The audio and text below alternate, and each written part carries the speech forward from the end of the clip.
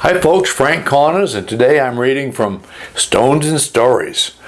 We're coming to you from Gurnett, Maine, and high in the second story of The Crow's Nest. Thanks, Jill. Here we go. Today I'm reading a story I called Me and Deputy Dog. It's, I think it's pretty funny. Anyway, I have two options open to me when I can't sleep. I can toss, turn, and bounce around till Jane puts a stop to it, or I can get up and wander the house or the neighborhood till I feel ready to go back to sleep. Usually, my little middle-of-the-night adventures are uneventful, even boring. But then, there was the night walk in Bodenham several years ago and the encounter with the sheriff's deputy. It was a beautiful middle of the night.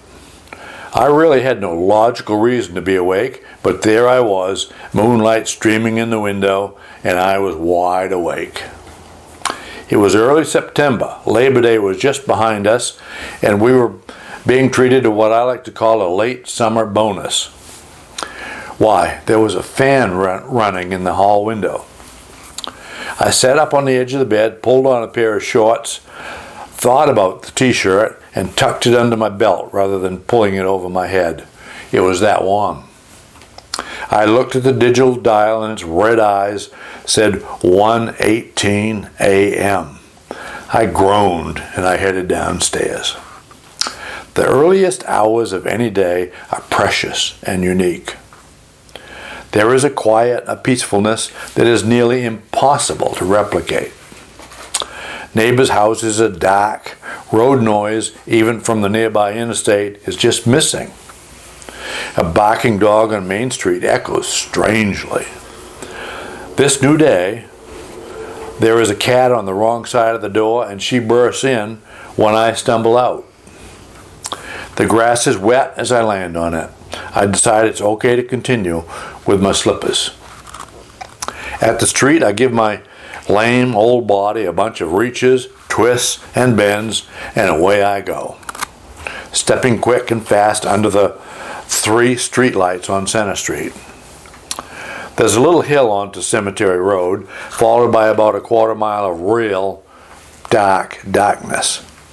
Here's where I encounter the wildlife, if I'm gonna, and here's where I notice the countless stars in the crystal sky above. Here, as I approach the cemetery, is my favorite section of road.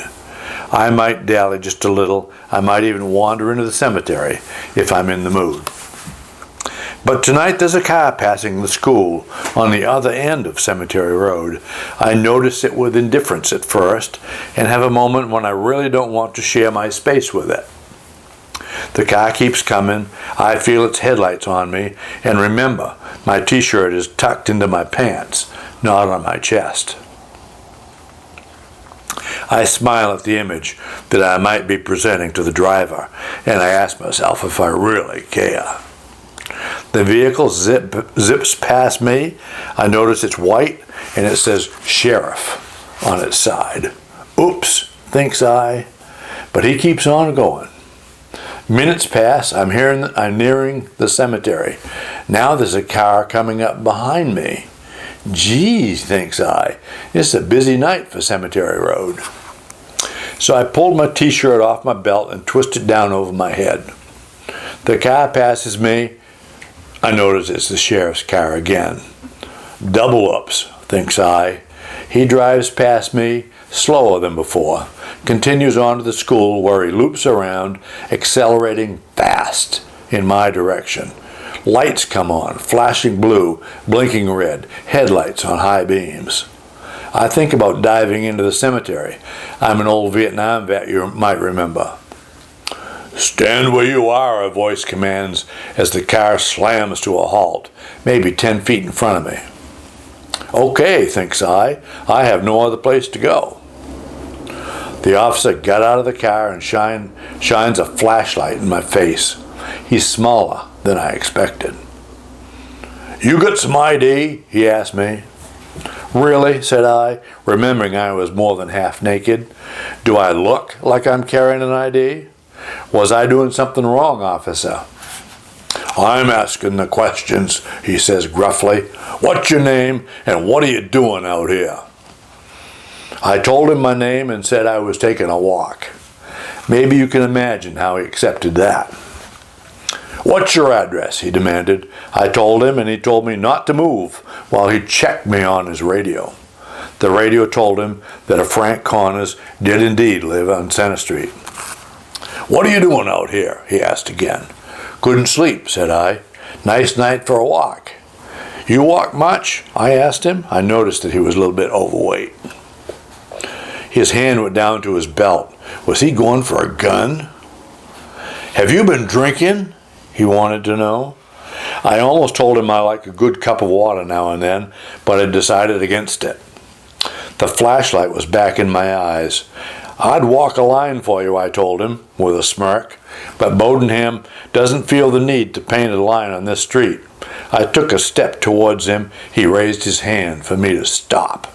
Mister, said the deputy, you're about 30 seconds from being transported down to Bath and jail. You need to stand right where you are while I make another call.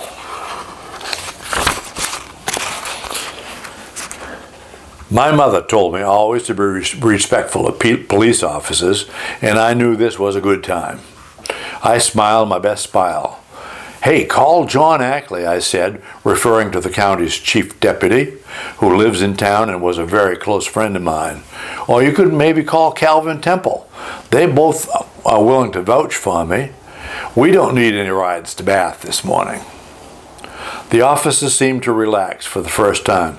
You know both those officers? He asked. I nodded, but was already thinking about what might happen if the deputy actually did call either of the guys and woke them in the middle of the night. I used my most subdued voice and said, Look, my house is right back there a half mile. How about me just walking home and going back to bed? How about me driving you home?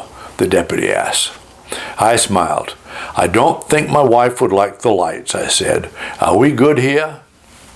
The deputy nodded, got back into his cruiser, shut off the lights, and busied himself with the radio. I walked away quickly, not wanting to be in the neighborhood if he changed his mind. Thanks for listening, folks.